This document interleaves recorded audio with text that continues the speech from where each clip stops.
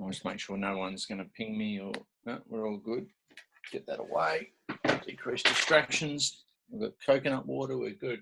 You're set, mate. You're set. Set like jelly. All right. Sorry about the delay and everything. Yeah. So right. You look cold, Trav. Are you? I am cold. I was cold this morning and have just been out for a walk, and it is freezing down here in Victoria. Nice. Whereabouts in Victoria are you? I'm at Ocean Grove, so about an hour and a half out of Melbourne on the coast. So as a lifelong surfer, I can't be, you know, if I go more than a kilometre away from the ocean, I start to get a bit edgy. Nice.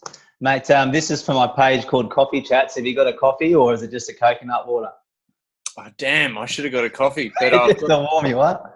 I've got this coconut water right here. So nice. I've got a litre of it. Because I'm trying to, I've had too much coffee already. So yeah, exactly. This is the whole balance thing. It's all in moderation, isn't it, mate? Don't tell anyone, but I've got tea. And so I don't know if you're a tea drinker, but I've only just been sort of transitioned over to tea, and it's life-changing.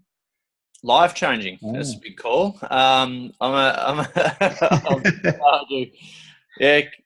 Chamomile and peppermint tea at night time. Yeah, mate, that's the time to have it. Yeah. Exactly. All right, so what I'd love to know a little bit more about, Trav, is we'll definitely talk about where you're headed, but also where you've been, mate. So give us a bit of an overview of the last sort of 10, 20 years. Well, where do I start? I guess we know each other from the fitness days, and I did that I did personal training for about 20 years. So started with one client back in the early 90s when there wasn't this, you know, big industry of personal training, to develop a company called New Level Personal Training, which was a chain of 21 franchise personal training studios. So, help motivate tens of thousands of clients across Australia. Our business model was, one owner-operator franchisee who had 6 to 8 trainers in each studio. I owned 3 of them, and the rest of them were franchised out. So, as a result, we did, I think, about 2 million personal training sessions. Wow. Mate, that's so impressive. And how long into the personal training game were you before you decided to do this franchising and start New Level? I a little bit of it gives me a few chills just thinking about it, cold sweats thinking about it. But and I've told this to a lot of entrepreneur groups. What's really cool is, as a speaker now, I've got so many stories, because I've actually never had a job in my life. I've never actually worked for anyone. So straight out of uni, or in third uni, I started this thing called personal training. I am a little bit older, covering up the grey hair today. At the end of the day, I started it when there wasn't this industry of personal training. So, I got busy really quick. My record by myself was 63 1-hour mobile personal training sessions running around Melbourne, and I could rock up 4 gyms and like pay member or non-member and just pay $5 and I'd be sweet. Or I was running outdoor PT. So this is, I had boot camps before they were boot camps and all this sort of thing. And then I started to get on other mobile personal trainers. So I had the deal with 4 gyms. We were all running around doing PT sessions, cranking a few numbers. And then I went, all right, well, these things called personal training studios were kind of starting. There was Craig Harper, there was Matt Church up there in Sydney. There's Apex Personal Training down here in Melbourne as well, had one. And there was only a handful of them around Australia that I knew of. And so we opened our first personal training studio in Swan Street, Richmond. And I consolidated the business to try and centralise it all, because we were all running around like maniacs. And in the same breath, we were doing corporate health programs. We were doing rehab. We were doing, TAC. I was a TAC and work cover provider because of my background in rehab. So we're working with car accident victims, work injury, clients there as well. had a new level triathlon team. We had about, 10, 15 different bloody services. And at the end of the day, we were doing each of them about 20% right. Just try to spread myself too thin and spread the team too thin. And as a result, I'd say this to every entrepreneur, just stick to, just do one thing and then run deep with it, and don't try and be everything to everyone, and don't try and get too competitive. Keep the blinkers on, keep the entrepreneur blinkers on and say no. So, but I didn't do that. I wanted to be everything to everyone.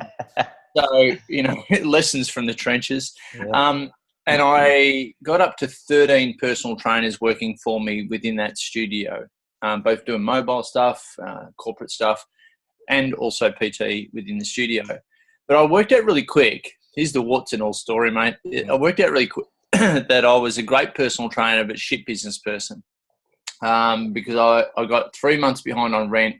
I was paying a lease on equipment that was way overpriced, unsecured finance. I couldn't pay trainers. We weren't charging enough, didn't do the maths right. And at that stage, I was sleeping in the studio, in my office, and living on 2-minute noodles. And, I had a bunch of trainers leave, and I just, went, oh, this is all too hard. So. And Trav, how old were you then? Oh, got no idea. Feels like yesterday. No,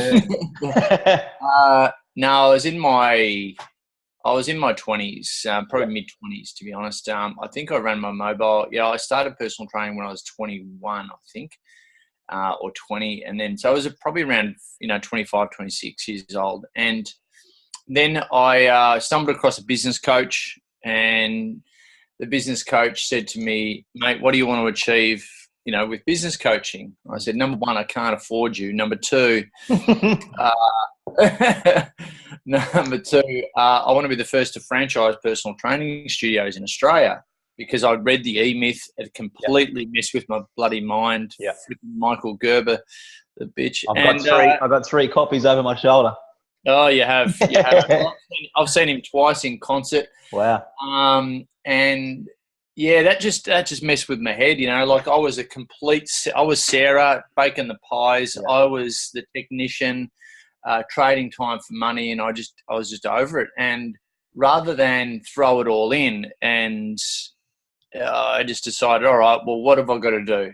So I got rid of some trainers. I just took on the personal training myself and just went crazy on personal training to pay for my business coach. And 1 year later, we founded our franchise company, and also sold our first franchise in Canterbury. Wow. So let me just touch on that, right? So you got rid of all the trainers, so you could just be, and you were just hands-on, pumping out sessions each and every week to pay for this business coach. Yeah. So in a sense, you took a step back so you could take lots of steps forward, right? Yeah, I thought, I believe this guy's systems, and he was an action coach, and he really helped me, mate, systemize the shit out of it, and systemize me into a year later also having a manager in that studio and a bunch of trainers. So, it was at that time, I just drew the line in the sand. It was like, well, you got to give it a crack, and you got no other choice. You don't know what you don't know. And so I just went crazy, and I slept, everything in the business, and just did that for a solid year. I'm really interested in that. It was much fun to be around, but at the end of the day, got the job done. I bet. I'm really interested in that because I've done some business coaching, and I've been the coach, and I've been coached as well. And what I get is a lot of people will get, as you said, the line in the sand and aren't prepared to step over it. No, that's it. No, I was, Brad Sugars, who I'm now in business with, who founded and franchised Action Coach, it was like victim. I was a total victim. I was blaming everyone else. And I was using excuses, and I just had to take ownership, mate, and sack up and get onto it. So that's what I did. Nice. Yeah. You don't have to answer this one, but I'm interested. What are your thoughts on the fitness industry in 2017? Shit. That's probably my response. Full stop. Look, I'm an exercise scientist by trade, mate. So I've done a Bachelor of Applied Science in phys ed, so human movement, sorry. And so, pretty high level rehab and things like this. And exercise prescription was, that was our thing. Like we take so much care of clients. And now, look, I was, I think when the Australian Institute of Fitness started in Victoria, I was one of their senior presenters for, I think, 3.5, 4 years. Yeah. I saw a lot of people who were very, very good and very, very passionate go through that shorter kind of course. But I saw a lot that were very ordinary. And I'd hate to say, certainly not got anything to do with AIF, because I love those guys. But the let's say Insty personal trainers who are doing selfies, if it's not on, don't get me started. Don't you get inspired by those photos? Did I see you, mate? Did I just see you do a selfie last night or the night before or something? Yeah, in my running tights. It was one of my finer moments. In the gym, yeah. Mate, if it's not on Instagram, if it's not on Instagram, it's not a workout these days. It's pathetic. And here I find myself taking a selfie the other night, and I'm like, what the fuck am I doing? You're one of them. Like you've become one of them. You're on the dark side. It's just, for me, I'm a diehard health promoter.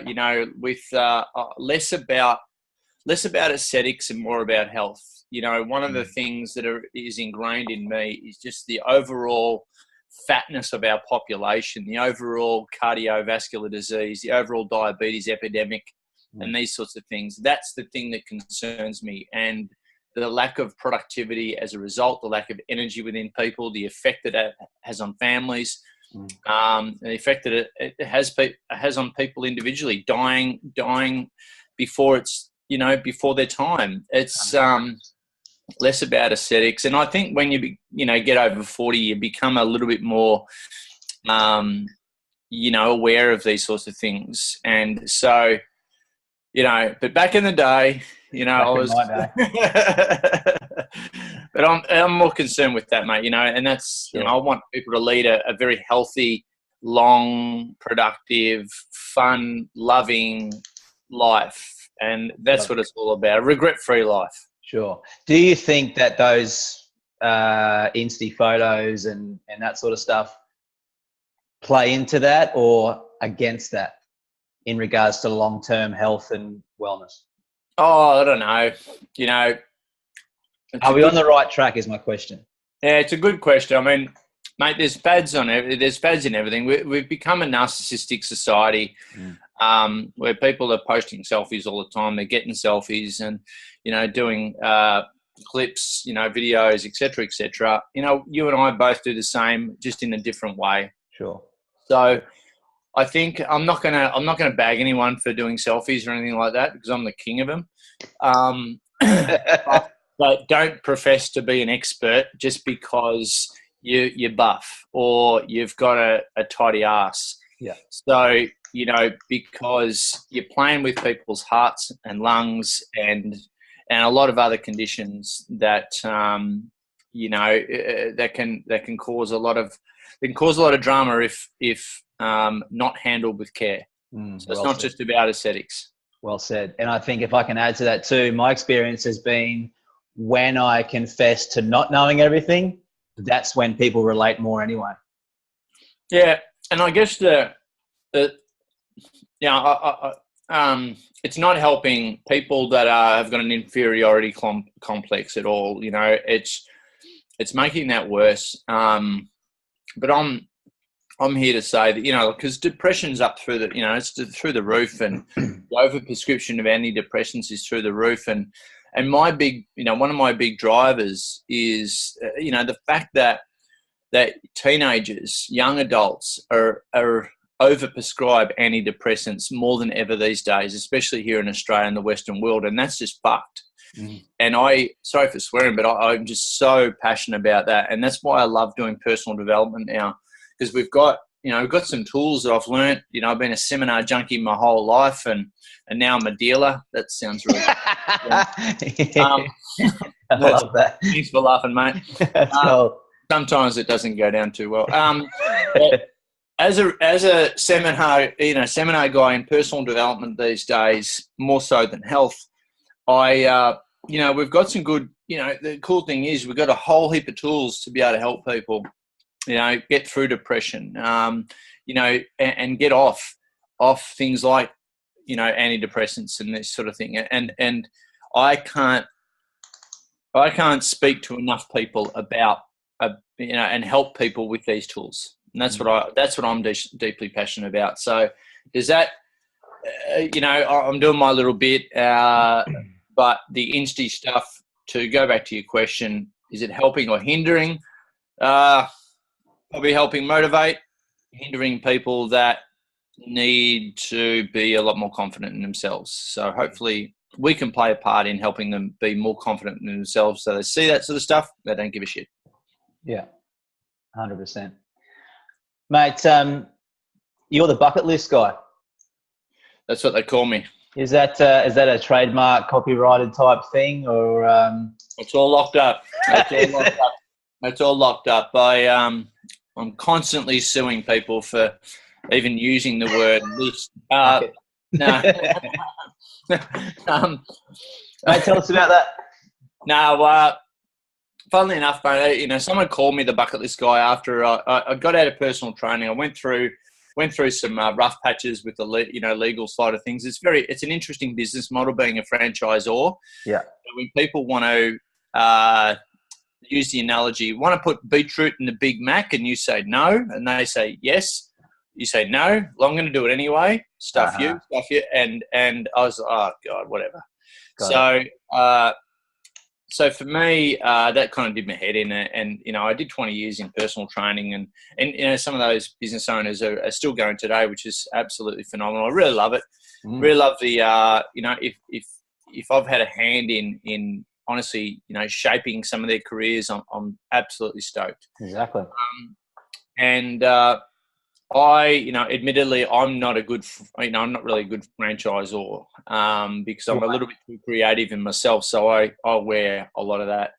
But I was going through a bit of a rough patch, and look, there's a few things that went on around that time, and I read a book that, when you read books sometimes and they really, really have impact. So I read a book by Tal Ben-Shahar called Happier.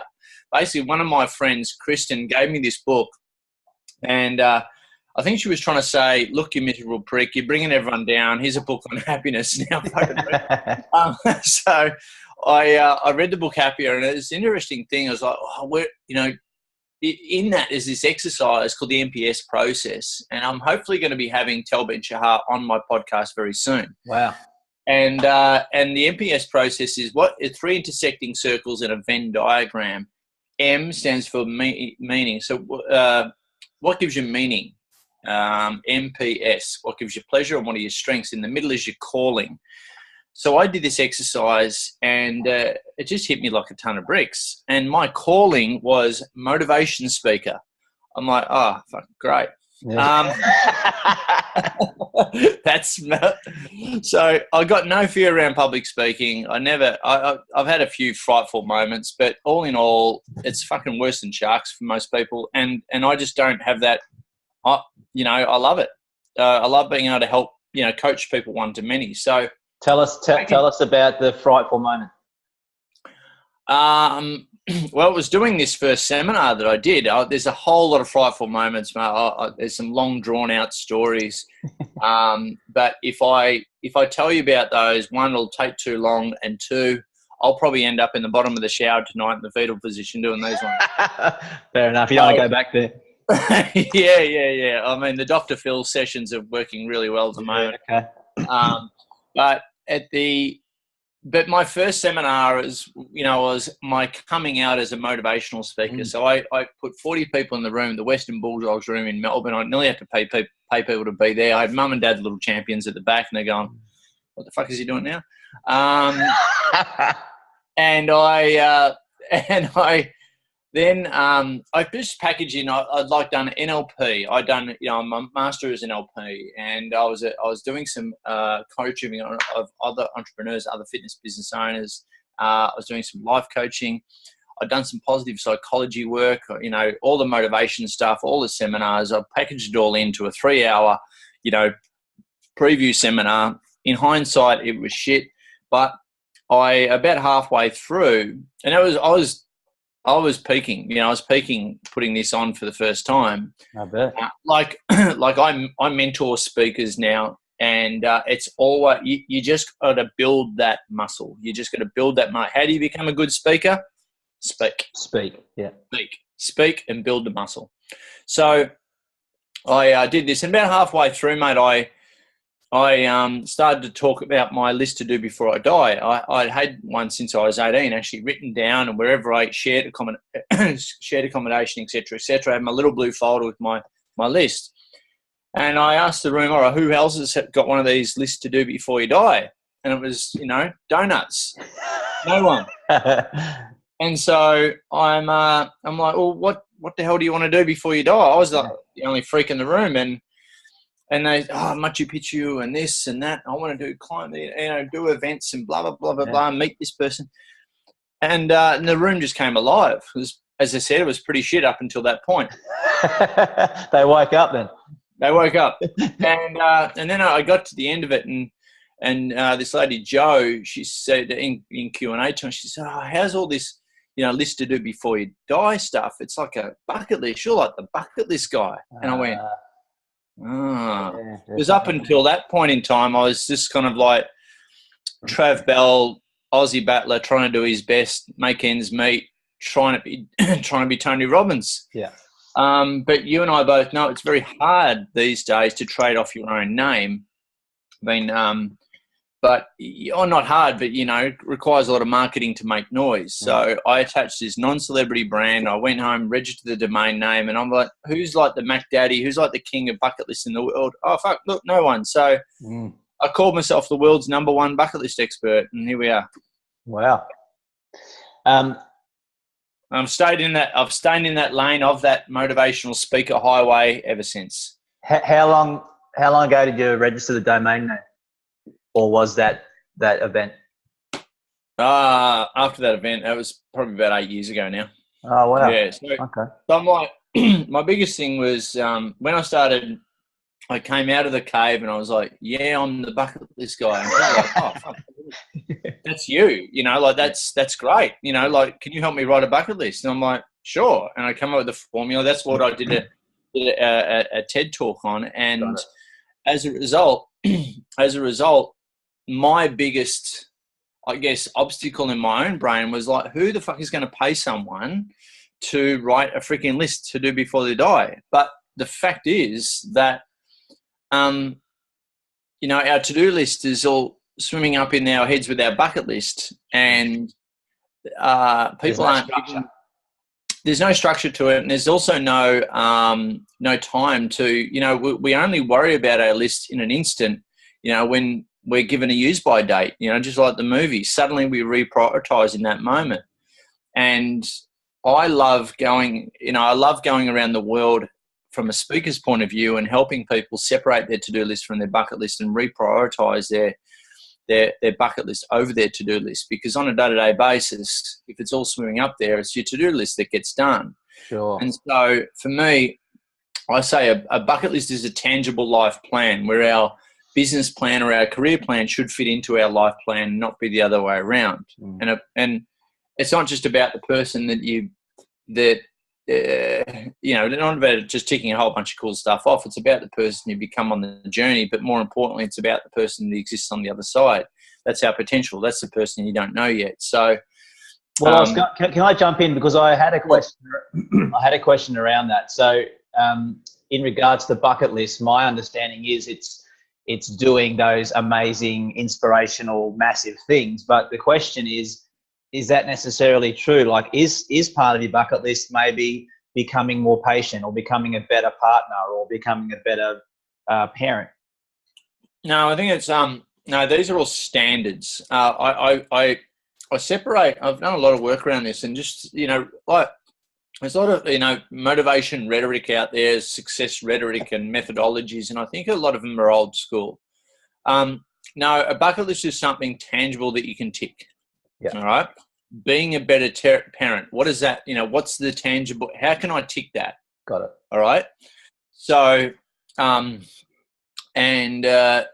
so that's just a standard of operating. That's a daily standard of operating. 'Cause I believe that we all should have, just our daily, daily standard of operating, to repeat myself, and that we all step up into, and as a result, don't drop below those standards. We've got our discomfort level and our too much comfort level, and we need to oscillate in between those standards that we set for ourselves for everything in our lives.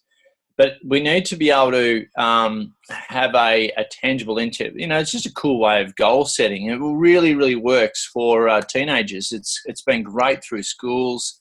And I was just over in South Dakota with the National Guard. Wow. In the US. I was at a youth symposium over there. I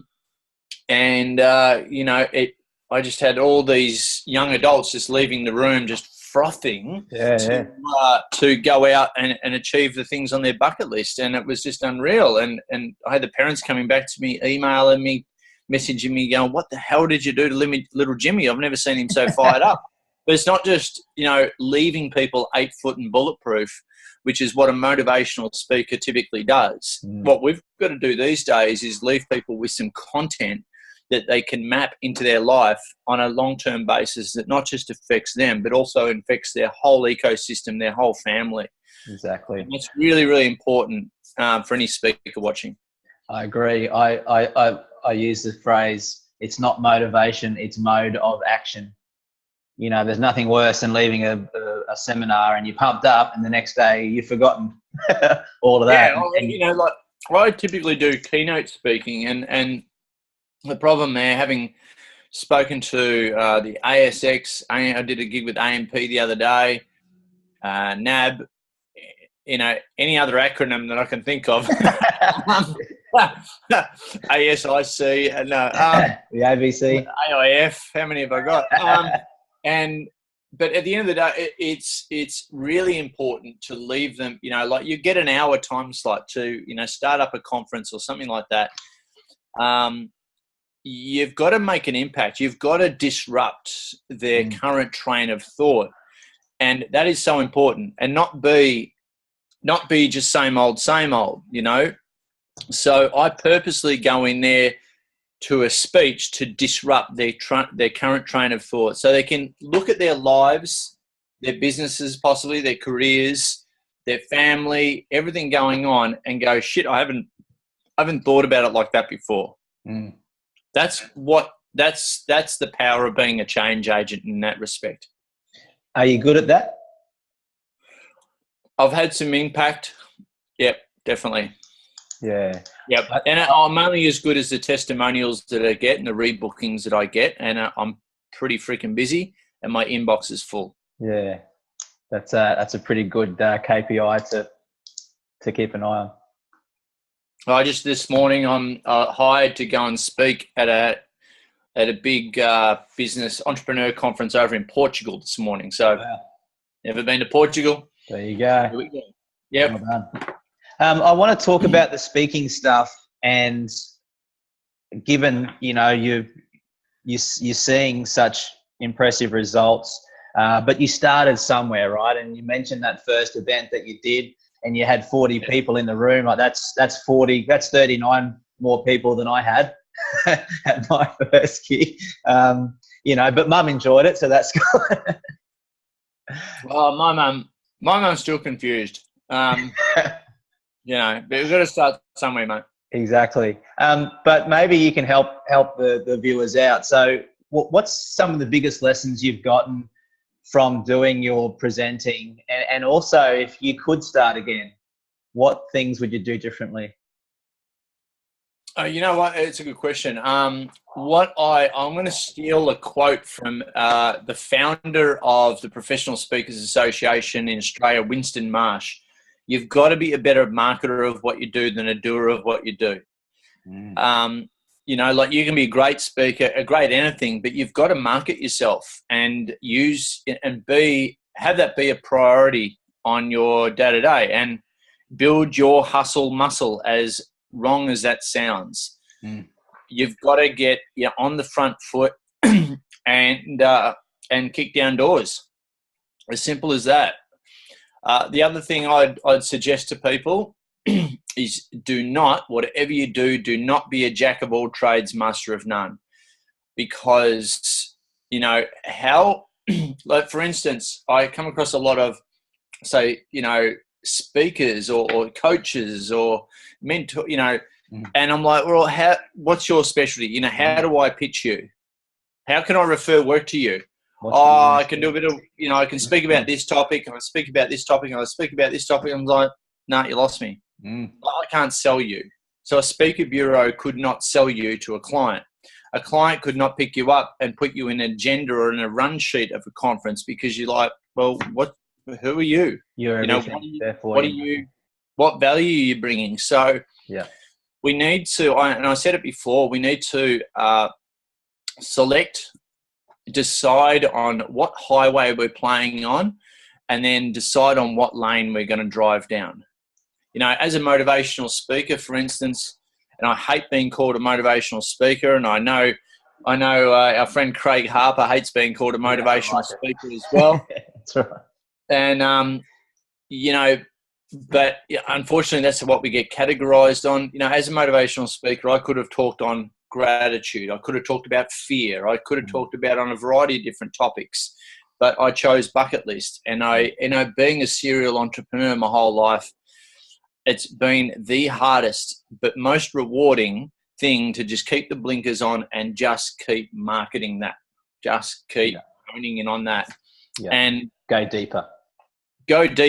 And then as a result now, mate, because of that, I've had the power, if anything comes up on social media about bucket list, I'm tagged like 30 times, it's just, that's what just happens. And that's been, like I said, frustratingly, because I could talk on, I could talk on a variety of different topics. But it's when you run deep, stay focused, you'll start to get, I encourage everyone to do this, and then after a time, you'll start to get your fans, your advocates, your ambassadors for your brand, for your topic, your niche.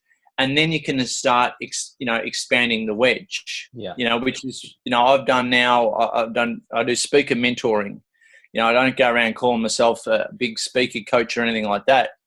That actually organically grew out of people just going, shit, I want to do what you do, but I've got my own little message, my own stories, and I want to help a bunch of people, whether it be locally in my community or whether it be nationally or globally. And I'm like, all right, cool. And I was out there too, just looking at all the speakers that I've shared the stage with. Some of them are shit, but getting paid really well. And also, I feel there's a big glut of especially good female speakers out there in the world. And I just encourage everyone who's watching this, maybe listening to this, is just to step right up and play a global game, and it's there for the taking, and there's heaps of room. So, but you got to find your thing first and make sure that that's got some commercial outcomes associated with it too. Yeah, got it. So you've really got to build that foundation, and that's the work, right? That's the persistence, that's the patience, that's the consistency. Yeah, it is. It's like, all right, what do I post about on Facebook today? Like how do I market myself every day so I can stay in my lane? How do I reinforce that lane? Because the world's so busy. And to be even noticed these days is a hard task. So if you're scattered on your message, you're not going to be noticed. Exactly. It's that disruption you talked about earlier, isn't it? You need to disrupt enough to make some sort of impact. And then when you make that impact, try and be consistent with what that message is. Yeah, and it's not about you. It's actually about like how the hell are you going to change a client, an audience's life. What do you want them to be doing? This is one question that I ask when I'm going through the prospecting phase of being employed for a gig. Is what do you want your people to be saying and then doing after I've spoken? Got it. Yeah, good question. Mate, this is a really good segue into the TED Talk. And I'm really interested in that. What? I shit myself doing that. Oh, I bet. How did it come about?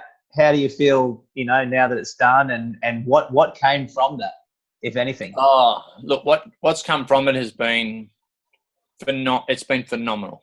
Like I keynoted the Australian Open, the tennis Open this year. And I'll post some stuff maybe this week, but I just got all the footage back and stuff. I'm literally speaking on centre court. That's my stage. Talk about intimidating. That's insane. Lucky they didn't give me a fucking racket though. But I that's been good. What was the question? Well, what came from the TED Talk? How did that even begin? So I know John Yo. John Yo's the curator of TEDx Melbourne, and I'd known John for a while, and I interviewed John even on my podcast about a year earlier, saying, "So John, what if doing a TED Talk was on your bucket list, how would one go about it?" And he gave me fucking nothing. Yeah, right. And I'm like, so John, like if I wanted to do a TED Talk, what would I have to say to a person like you right now to get a fucking, And he's like, flatline. And those that know John, I love John. Those that know John know that he doesn't give much away. Yeah.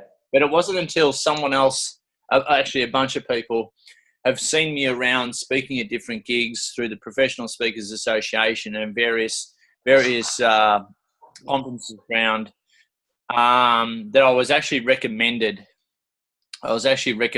To John, and so I came about. I did mine because of referrals, which is really nice and really, and I don't think I've thanked everyone yet, but if they see this, I thank you for that opportunity because it really did change my life, and it was scary as hell. I run around like an idiot on stage, which really annoys camera people, but you got 4 cameras, you got 2,000 people, 4 cameras on me, 18 minutes, and a 3x3 red dot. Yeah. And I was like a cage monkey. Wow. And you got everyone's in the comfy, crown, beautiful seats, crown, platinum, whatever gold class seats. So you got no interaction. You can't do any interaction kind of stuff is what I'm kind of famous for. And so they're going, hey. There was no fluff. So but it went down really well. I was shitting myself. And the thing is with TED too, it's not, John's great at this, right? Because, and I know a lot of this is the whole TED philosophy. It's really got to be an idea worth spreading. Yeah. And I did not know if I had an idea worth spreading, So I did an interview with John and he did my thing, and he goes, look, whatever you do before we start, I don't want any polished speakers. I said, number one, and I'm not polished, but but I don't want your spiel. I don't want your broken record of the stories that you've done time and time. And I'm like, geez, I've got nothing. But luckily, no, I'm only joking. But luckily, I did my thing with John, and he put me through the ringer. And then he just said at the end of it, I'm waiting. And he just said, perfect, don't change a thing. I went, what? And he said, yeah, you're on. Great, don't change a thing. I do want you to tweak this a little bit, tweak this a little bit. But he helped me reformat what is now my keynote, you know. Yeah. He helped me extract and then articulate even more meaning from my message. So, you know, I can't thank that guy enough. Wow. Yeah, it was really cool. And now I make, even because of that experience and because of John's coaching, I now am a better influencer. I'm a better thought leader, and I make even more impact on audiences right around the world. And it's now opened up doors that were definitely closed. Mm. And have you found that directly? Have people gone, "We saw you on TED. Can you come and speak at our thing?" Yep. Yeah. You know, I you know, now it just helped build, you know, and I added some more zeros to what I charge as a result, because it is a feather in the hat in terms of speaking. I can show I just sent off my TED talk this morning to people who are looking at me as a speaker at the moment, and you know, more often than not, it goes down really well. So it's because it's beautifully shot as well, and good professional camera work, good audio. Rude haircut though, because I've got a mohawk under here, and but at the end of the day, it is a great piece of marketing. But that was a really big bucket list tick for me. So I put up a slide and I said, all right, because I was talking about bucket list obviously, and I literally ticked it off live. I pressed the clicker and ticked it off live in front of everyone. Everyone went, yeah, you know, like, you know, they're a part of my tick, which is great. Well done.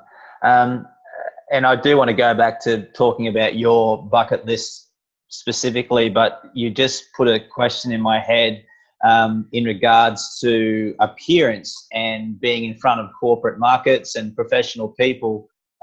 You know, I've got the long hair and the tattoos, and I sometimes think, oh, is that going to go across the wrong way? But here you are doing some amazing things, and, you know, the whole way you've got the mohawk and the earrings and the surfy kind of lifestyle.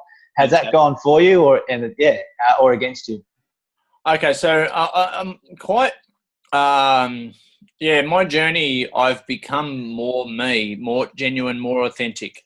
I was scared to at the start, and once you build that muscle of, oh shit, you know, like maybe I won't go the shirt, and I had a great, you know, like people were like, yeah, you look really relaxed up there. I'm like, okay.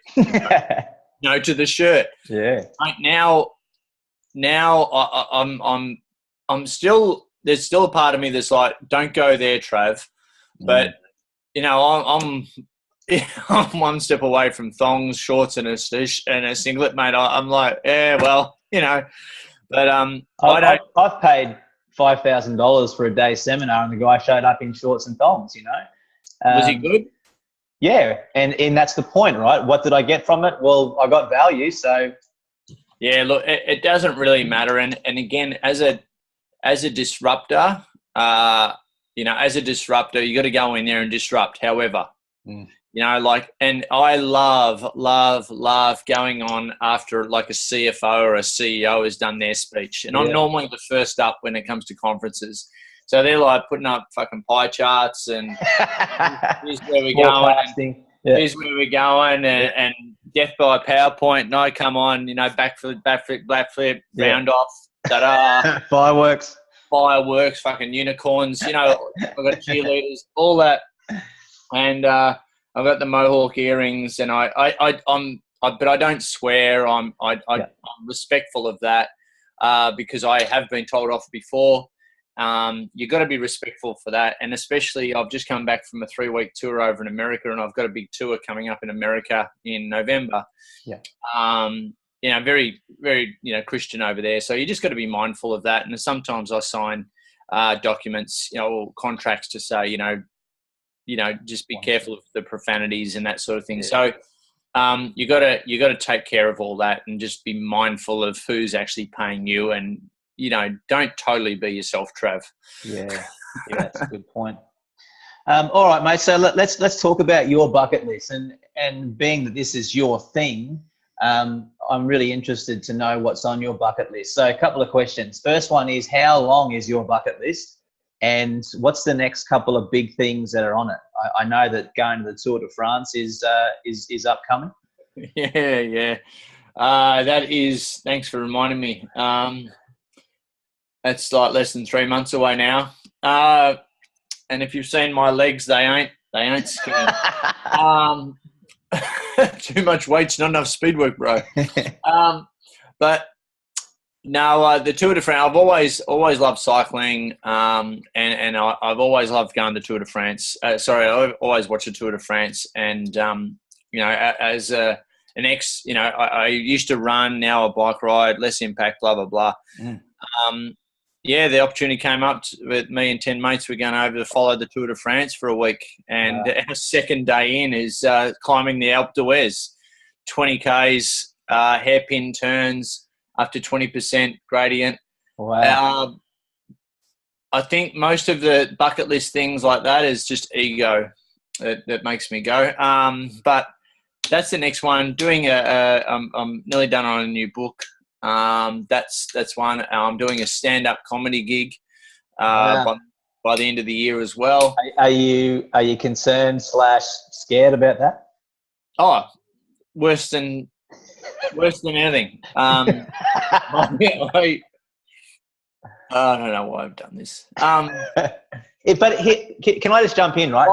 But why do I do it? Why do I do it? So exactly. I do it to stretch myself in every way imaginable, in every possible. I seek uncomfortability, and that's just to my mantra is to be the best me that I can be. And I don't sit still well. I get stale very quick, and I just want to see what I'm made of. And like I said before, on the other side of your bucket list is a you that you don't know yet. It could be for someone, running their first 5K run. I can guarantee, but I'm not a runner, Trav. I'm not a runner. I can guarantee, and this as well, mate. Like after they've done their 5K, they've changed their whole ecosystem. The people they hang out with, their daily habits, they've got more energy. It affects their work and relationships and everything. Yeah. And at the end of that, they get the participation medal. They get the adulation from maybe the MCG stand. They get the participation T-shirt as well. But I guarantee that at the end of it, they're stoked, but they're sniffing around for their 10K. Exactly. The half marathon coming up. And that's it. And then I've had a guy come out of depression, alcoholic, heavily overweight, go from 5K right up to doing an Ironman. Wow. Because he put 5K on his bucket list. Yeah. Out of depression, getting laid more, hello. And, but, awesome. for me, this stuff's easy. But now I love seeing other people who haven't even thought about doing this stuff get out of their shell and then into who they really want to be. And it's like I have it time and time again. People come up to me and say, it's like you've given me permission to dream again. You've given me permission to be all that I can be. I've had people leave my seminars and tell people that they've been sitting on the fence with, tell people they love them. I've had people go and finish relationships because I talk a lot about happiness. And happiness is the ultimate currency, according to Tal Ben-Shahar. And happiness is the meaning of life, according to the Dalai Lama. So I've done some crazy stuff. I think it's quite, I do my own stunts. I'm so congruent to this message. It's ridiculous. And shit's getting weirder. I'm doing more and more crazy stuff. And I get suggestions from people all around the world to do some weird shit, mate. And I'm just reworking my YouTube channel at the moment, and we're looking at getting a camera crew on and blah, blah, blah. And I've done a pilot for a TV show in America as well, so that could be interesting. Wow. And as a result, it's going to get weirder before it gets more subdued. Can I ask the list, does it ever stay the same for very long, or are you always adding to the list? Always adding, mate. Always adding. I've got about 300 things on the list, on the to-do list. And then I've got a reverse bucket list, which is the concept of your done list. So, you've got You've got a bunch of things that you put on your bucket list. You cross them off, and you put on your reverse bucket list, your done list. You got a to-do and a done. And just find a really fucking cool way to fund it so that doesn't do your head in on a day-to-day basis. Yeah. Which is what you're doing, right? That's what we all should do. Yeah, 100%. I noticed. Just go bigger every time. Get out of the comfort zone. But do the small. Don't just be, like, I want to go to base camp. All right, cool. That's gonna take a lot of time and also money. But be a tourist in your own town first. It's what you're paying attention to. Gary Vaynerchuk. We're in the attention arbitrage business. What are you paying attention to? Are you paying attention to your daily to-do list and being stressed out, or are you paying attention and carving out some respective time to concentrate on your bucket list? That's what I encourage everyone to do. Yeah, got it. And take your family along for the journey, because they want to see mum and dad. They want to see a bucket lister, someone full of glass half full of adventure, full of fun, not a person on the treadmill of life, going to work every day, disengaged, who's angry, who's going through depression. Our kids don't want to see our parents like that. No. So if you don't do it for yourself, put your oxygen mask on first, just like in a plane. Help yourself first, and then you can help everyone else. That's when it snowballs, right? 100%. Yeah.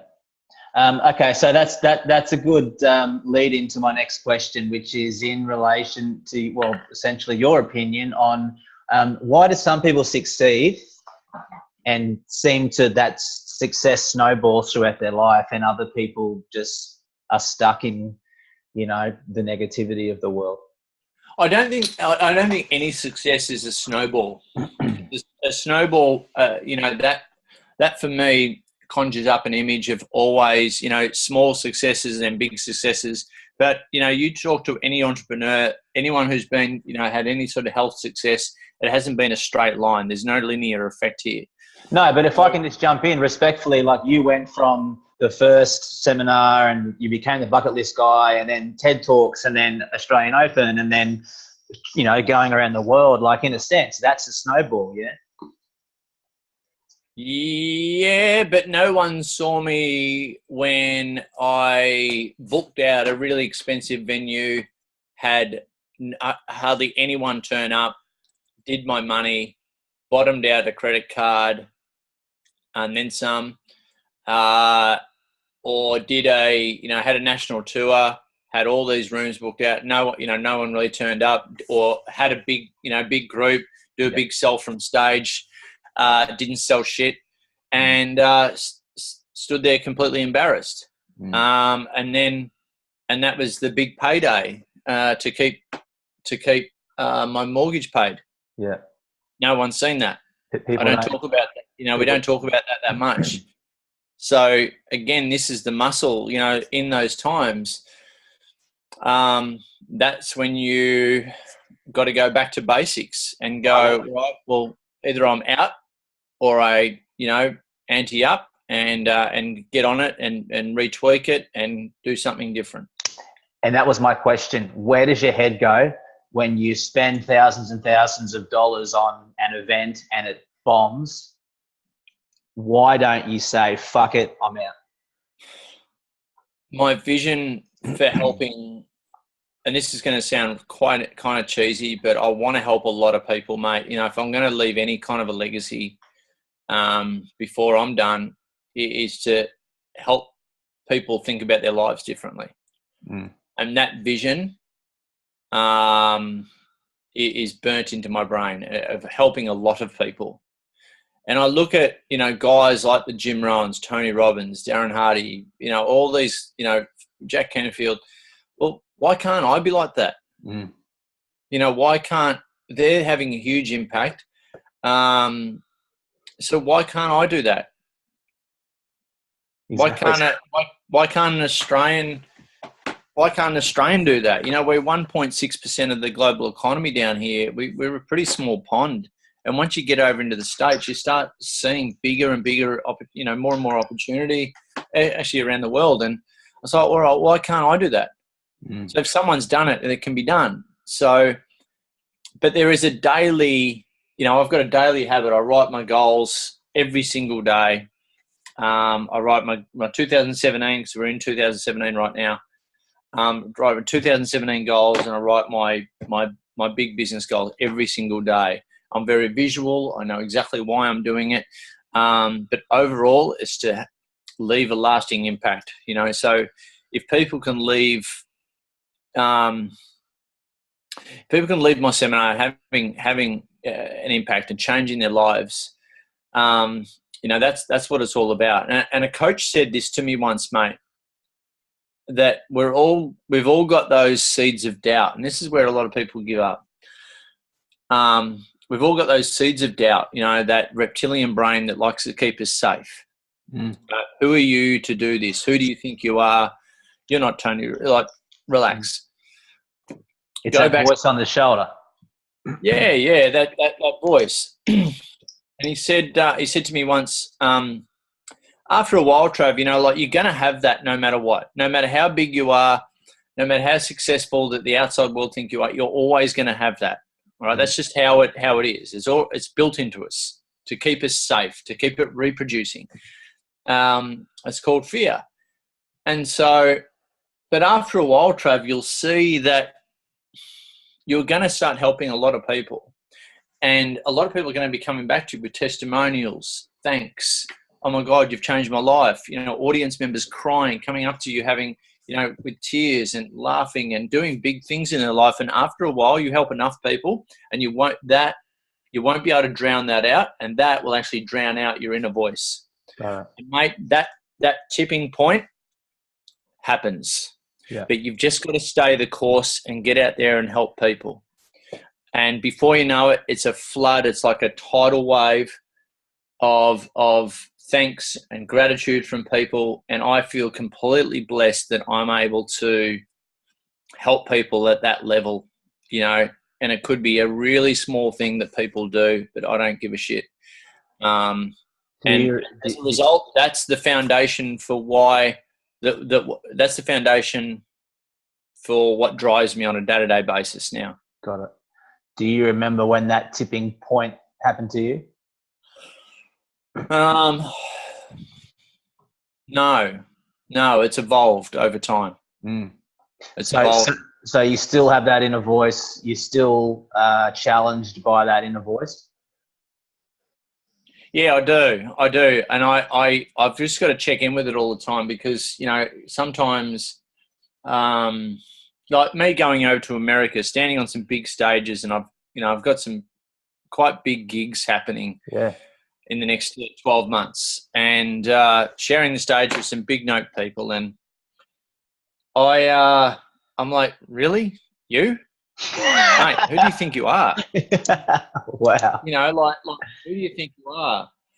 And then I go, well, you know what?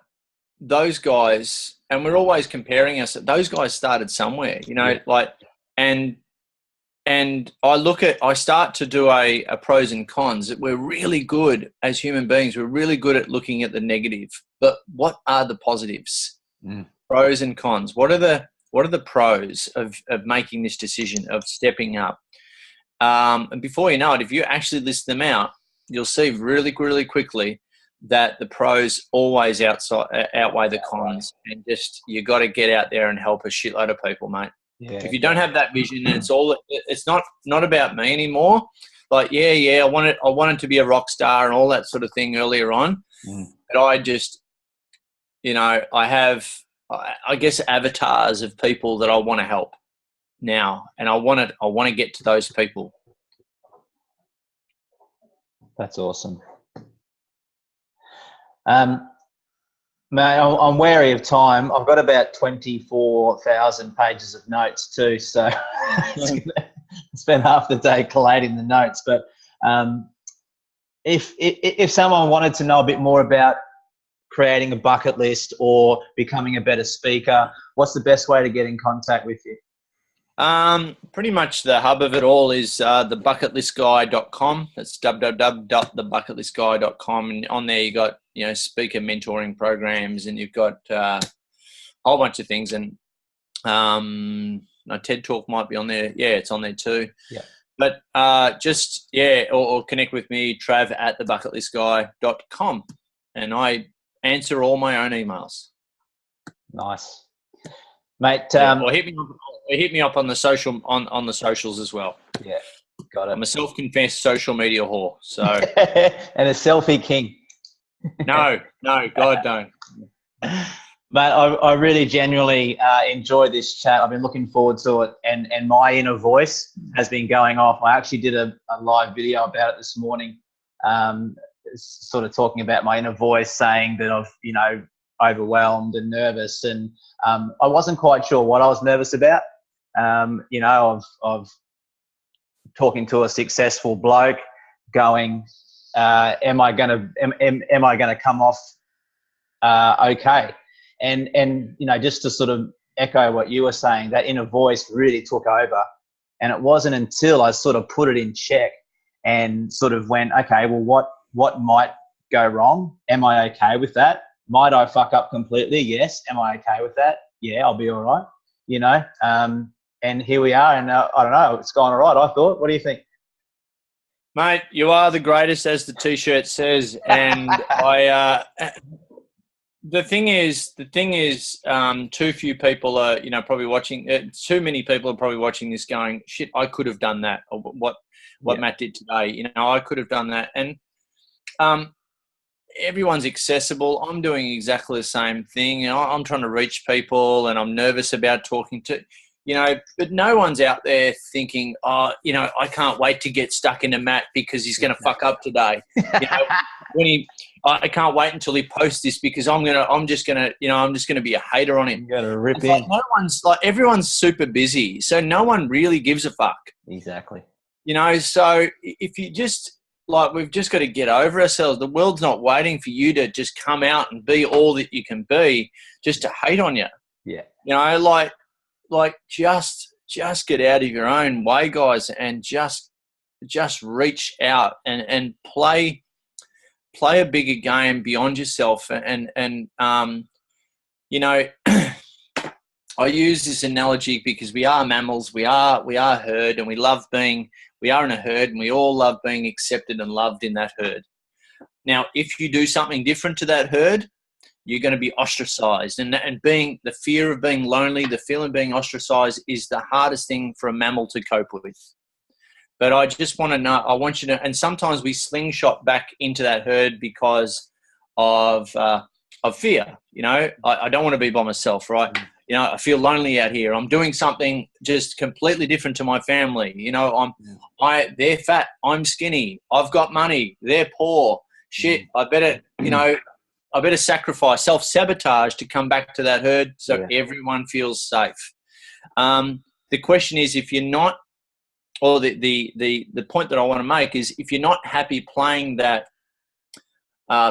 character in that movie of your life, and you do want to step out, baby, step it out, go for it. But just know, people, that there is a completely different herd running at a faster pace, waiting for you to leave that herd, or at least stretch your way out of that herd and catch up with them, so you can run faster, achieve better results, and get on with all the goals that you want to in life. And they're going to be really encouraging. So I want you to know that.